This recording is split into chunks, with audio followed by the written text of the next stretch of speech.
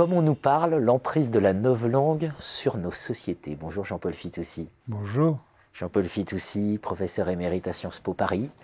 Vous avez été président de l'OFCE, vous êtes membre du centre de recherche de Columbia University à New York sur le capitalisme et la société.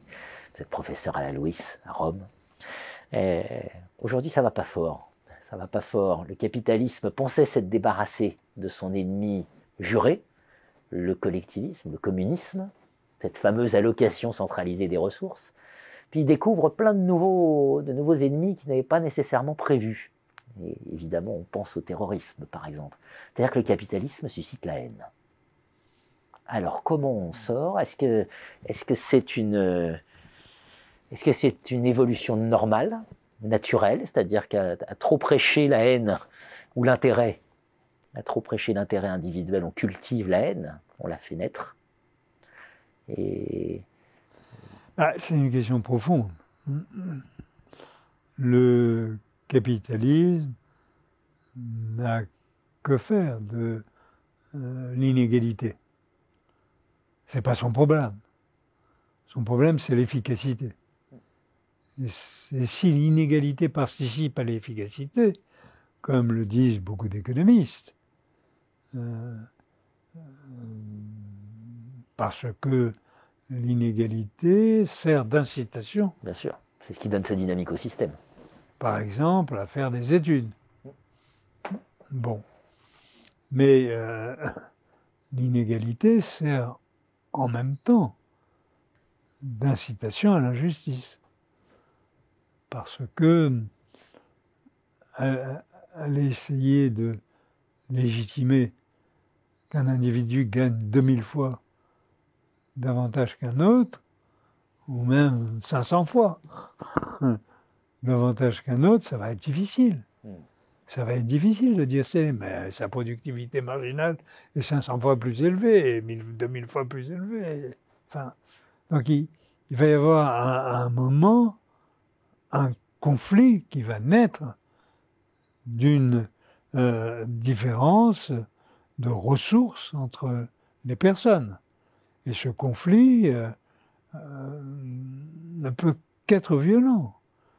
Parce que si on va au bout de l'inégalité, on trouve une énorme concentration des richesses entre très peu de mains et une frange importante et de plus en plus importante de la population qui vit dans la pauvreté.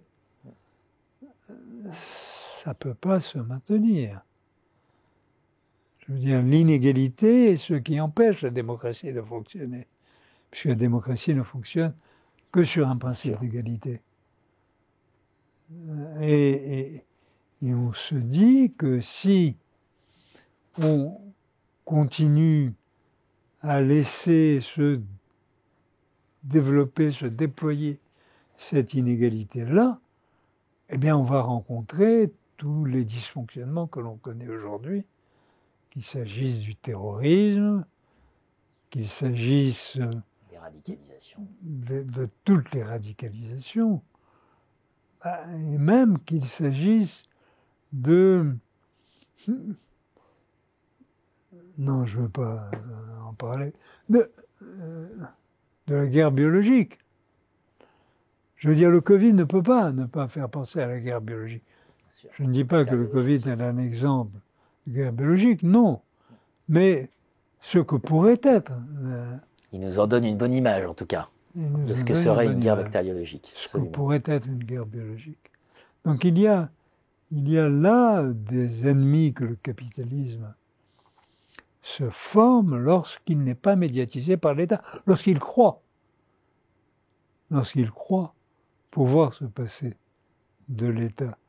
Ce qui ne peut être qu'une croyance, parce que comme nous l'avons vu lors d'un précédent entretien, eh bien, le capitalisme a besoin de l'État pour pouvoir fonctionner, et il n'y a jamais eu de marché sans État. Jamais.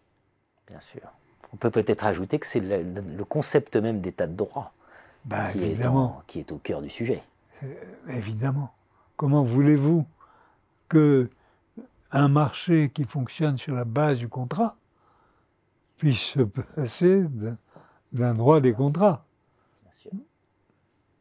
Donc, il ne peut qu'y avoir une similitude d'évolution entre le capitalisme et la démocratie, et on pense que par usure réciproque, chacun s'accommodera de l'autre. Donc chacun prendra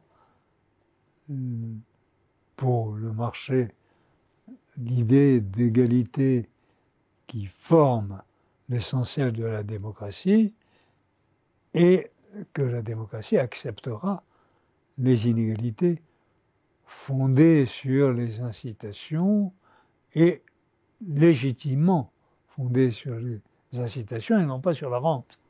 Voilà. Bien sûr. Et évidemment, si on ne se sent plus de droit, ou ne plus être représenté dans l'état de droit, on bascule dans le non-droit. Évidemment. Évidemment. On bascule dans la dictature. C'est la raison pour laquelle aujourd'hui, cette crainte se développe que l'extrémisme va bientôt régir le monde.